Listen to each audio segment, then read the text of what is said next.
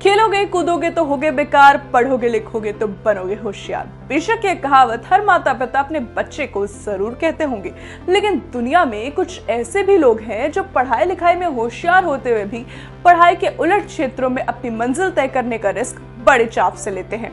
ऐसे एक खिलाड़ी है जिन्होंने मैट्रिक में 90 अंक पाने के बावजूद क्रिकेट को अपना करियर बनाया। एक ऐसे खिलाड़ी जिसने वर्तमान समय में तकनीकी रूप से सक्षम भारत का सबसे बेहतरीन विकेट कीपर बल्लेबाज माना जाता है।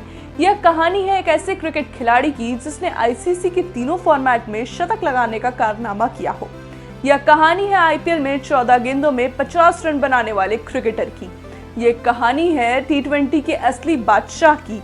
यह कहानी है भारतीय टीम के राहुल द्रविड़ माने जाने वाले केएल राहुल की। नमस्कार, आप देख रहे हैं सीएन न्यूज और आपके साथ मैं हूं अनुष्ठा सिंह। केएल राहुल का जन्म 18 अप्रैल 1992 को मैंगलोर के गल्लोर में हुआ था। राहुल के पिता डॉक्टर केएल लोकेश एनआईटी के डिपार्टमेंट ऑफ सिविल इंजीनियरिंग के हेड और प्रोफेसर है। उनकी माता राजेश्वरी जी जो कि एक प्रोफेसर है। परिवार में राहुल के अलावा उनकी एक छोटी बहन भी है जिनका नाम भावना है। पिता का क्रिकेट के प्रति जुनून और दीवानगी का ही असर था कि राहुल बचपन से ही क्रिकेट के बड़े दीवाने थे। इस बारे में उनके पिता बताते हैं कि राहुल छोटी सी उम्र में ही क्रिकेट खेलने लगा था और फिर उन्होंने देखा कि क्रिकेट में ज्यादा ही इंटरेस्ट लेने लगा है। तब उन्होंने राहुल से कहा कि तुम क्रिकेट के साथ साथ अपनी पढ़ाई को भी तवज्जो दोगे तभी तुम क्रिकेट में कैरी ऑन कर सकते हो। राहुल ने अपने पिता की बात मानी, फिर अपने दोनों प्राथमिक इंटरेस्ट को बराबर ध्यान देना शुरू कर दिया, जिसका रिजल्ट जल्द ही देखने को मिला। जब एनआईटी के मैदान में मैच खेलते हुए पड़ोसी घरों के खिड़कियों के साथ कांच टूटने लगे। लेकिन 11 वर्ष के राहुल उस समय टेनिस बॉल से क्रिकेट खेला करते थे। उसी समय मैंगलोर जिले के अंडर 13 की टीम का सिलेक्शन हो रहा था। राहुल भी अपने पिता के साथ गए, लेकिन उनका सिलेक्शन नहीं हो पाया। राहुल के पिता अपने बेटे की स्किल्स को पूरी तरीके से जानते थे, इसलिए उन्होंने राहुल को एक क्रिकेट एसोसिएशन में दाखिला करवाया, जहां क्रिकेट गुरु से उनकी मुलाकात करवाई।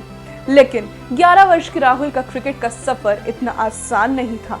उन्हें रोज स्कूल से 20 किलोमीटर दूर एकेडमी तक पहुंचने के लिए बस में घंटों समय बिताना पड़ता था। लेकिन राहुल हमेशा से क्रिकेट सीखने में सबसे आगे रहे। इस बारे में उनके कोच कहते हैं कि राहुल लगभग सभी बच्चों में सबसे छोटा था, इसलिए हम उससे विकेट अपने पास रखने को कहते थे। इस कारण उसने विकेट कीपिंग करने की इच्छा जगी, जो उसके लिए फायदे का सौदा रहा। छोटी सी उम्र से क्रिकेट विकेट कीपिंग करने से उस बॉलर के हाथ और गेंद को नजदीक से देखना आ गया। यह आदत उसकी बैटिंग स्किल को मजबूत करने में और ज्यादा मददगार साबित रही।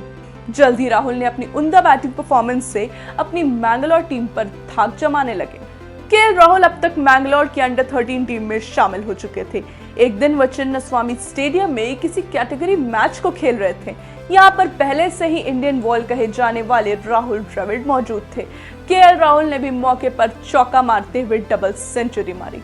राहुल द्रविड़ केएल राहुल से काफी इंप्रेस हुए। उन्होंने उनके कोच से कहा कि इसका ख्याल रखिए।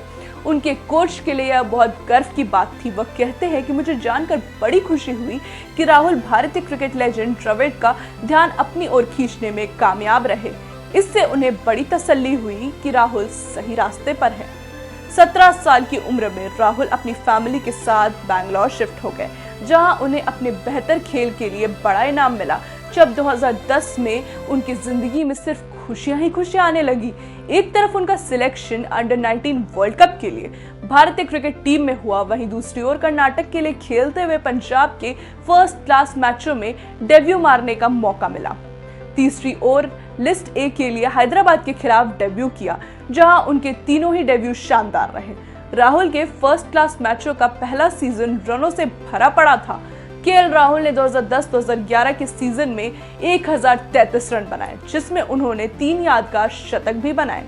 फाइनल मैच में महाराष्ट्र के खिलाफ 131 रन की दर्शनीय पारी खेली। उन्हें टीम से बैक इंजरी के कारण निकाल दिया गया था, जिसके कारण वह 2011-2012 के सीजन में एक भी मैच नहीं खेल पाए। सीजन 2012-2013 के लिए वह पूरी तरीके से फिट थे, लेकिन उनका परफॉर्मेंस एवरेज रहा। लेकिन वह रुके नहीं। केएल राहुल ने 2013 में जो रनों का पहाड़ खड़ा किया था, उससे बीसीसीआई को प्रभावित करना पर्याप्त था। बीसीसीआई की सिलेक्शन टीम ने उन्हें 2014 को ऑस्ट्रेलिया टूर के लिए रोहित शर्मा का रिप्लेसमेंट के तौर पर चुन लिया था, लेकिन वह दोनों पारियों में 3 और 1 रन बनाकर सफल डेब्यू करने में नाकाम रहे। लेकिन उन्हें इस टूर पर विराट कोहली, महेंद्र सिंह धोनी और अजिंक्य रहाणे जैसे बड़े खिलाड़ियों से बहुत कुछ सीखने को मिला। कर्नाटक का तेजी से उभरता हुआ खिलाड़ी होने के कारण उन्हें 2013 में रॉयल चैलेंजर्स बैंगलोर द्वारा खरीद लिया गया। जी हां, उन्हें पहली बार किसी अंतर्राष्ट्रीय प्रतियोगिता में कीपिंग करने का सुनहरा मौका मिला। साल 2014 केएल राहुल के लिए बहुत खास था। उन्होंने साउथ जोन के लिए खेलते हुए सेंट्रल जोन के विरुद्ध दिलीप ट्रॉफी के फाइनल मैच में दोनों पारियों में शानदार शतक लगाए। उन्होंने 190 और 130 रन बनाए। उत्तर प्रदेश के खिलाफ भी उन्होंने 337 रन बनाए, जो तीसरा शतक मारने वाले कर्नाटक के पहले खिलाड़ी बन गए। रणजी मैच के फाइनल में तमिलनाडु के खिलाफ 190 रन की पारी खेली। 2014 के आईपीएल सीजन में सनराइजर्स हैदराबाद की ओर से खेले। 2016 को एक बार फिर से अपनी पुरानी आईपीएल टीम में रॉयल चैलेंजर्स बैंगलोर से जुड़ गए। केएल राहुल ने आईपीएल मैचों में शानदार परफॉर्मेंस किया। 2016 में जिम्बाब्वे के दौरे पर भी गए।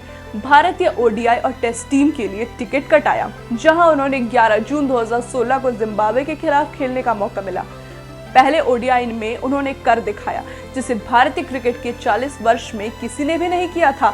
उन्होंने ओडीआई डेब्यू मैच में ही शतक ठोककर 40 वर्ष के भारतीय क्रिकेट में एक नया इतिहास रच दिया।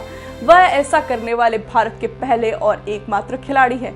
इस सीरीज में उन्होंने 190 रन बनाए और एक बार मैन ऑफ द मैच और मैन ऑफ द सीरीज का अवार्ड भी जीतने में सफल रहे। एक वक्त राहुल की जिंदगी में ऐसा भी हुआ जब बीसीसीआई ने राहुल को कर दिया था बैन। खिलाड़ी हार्दिक पांड्या और केएल राहुल का वो कॉफी विद करण वाला विवादित बयान हम सब जानते हैं। दरअसल हार्दिक पांड्या और केएल राहुल कॉफी विद करण के शो में पहुंचे थे। शो के दौरान हार्दिक पांड्या और केएल राहुल ने महिलाओं के प्रति आपत्तिजनक बातें की। इस दौरान केएल राहुल वहीं मौजूद थे। मीडिया में तूल पकड़ने के बाद बीसीसीआई ने दोनों खिलाड़ियों पर बैन लगा दिया था। बैन के बाद दोनों खिलाड़ियों को ऑस्ट्रेलिया के विरुद्ध खेली जा रही सीरीज में वापस बुला लिया गया था। लेकिन क्या आपको पता है कि इस विवाद के बाद केएल राहुल बहुत टूट गए थे। उस विवाद के बाद केएल राहुल ने करीब 2 हफ्ते तक खुद को घर में कैद कर लिया था। अब बात करें केएल राहुल के निजी जीवन के बारे में, तो उनका कई लड़कियों के साथ अफेयर रहा। राहुल का अफेयर एक समय में एलेक्सर नहर के साथ भी था, जो कि एक मॉडल है। इसके बाद राहुल का सोनम बाजवा के साथ भी अफेयर रहा, जो कि एक एक्ट्रेस है। फिलहाल केएल राहुल अपनी गर्लफ्रेंड अथिया शेट्टी को लेकर काफी चर्चा में है। अथिया शेट्टी, जो कि सुपरस्टार सुनील शेट्टी की बेटी है, ये दोनों एक दूसरे से बेहद प्यार करते हैं। अथिया अपने करियर बनाने के लिए बॉलीवुड में कदम रख चुकी हैं। मीडिया रिपोर्ट्स की माने तो ओपनर बल्लेबाज केएल राहुल 2022 में शादी के बंधन में बंधने जा रहे हैं। कर्नाटक का ये क्रिकेटर लगातार टीम इंडिया के लिए शानदार प्रदर्शन कर रहा है। सीमित ओवरों के लिए उपकप्तान के रूप में उनको बीसीसीआई ने नियुक्त किया है। ये थी कहानी केएल राहुल की। इस सीरीज में आप सभी के लिए हम लाए हैं क्रिकेट से जुड़े किस्से, कहानी और रोचक अपडेट। अगर आप भी किसी क्रिकेटर की जीवनी के बारे में जानना चाहते हैं तो आप अपनी राय हमारे कमेंट बॉक्स में जरूर बताएं और देखते रहिए HC न्यूज का विशेष कार्यक्रम क्रिकेट किस्से। धन्यवाद।